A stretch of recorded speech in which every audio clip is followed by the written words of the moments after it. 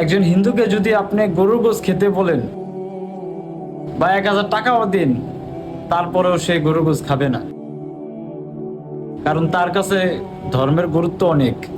তাদের ধর্মে বলা আছে গরু গোশত খাওয়া নিষেধ, তাই তাদের 1000 টাকা দিলেও তারা গরু গোশত খাবে না।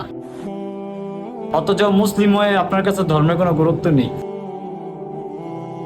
আপনি মদ পান করতে আপনার বিবেকে বাধা দেয় না, আপনি সিগারেট খাইতে আপনার বিবেকে বাধা দেয় না, আপনি গাঁজা খাইতে আপনার বিবেকে বাধা দেয় না, আপনি হারাম ইত্যাদি নেশা জাতীয় সব খান, আপনার কোনো বাধা নেই।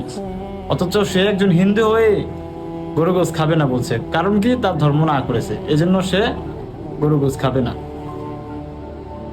আর আপনি একজন মুসলিম হয়েও ধর্মের কোনো গুরুত্ব নেই আপনার কাছে। আপনি কি মনে করেন এইভাবে আপনি ছাড় পেয়ে যাবেন মুসলিম হয়ে?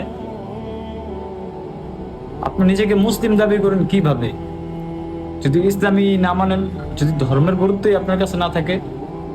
এভাবে কোনোদিন সফল হতে পারবেন না ভাই, এটাই বাস্তব ভাই।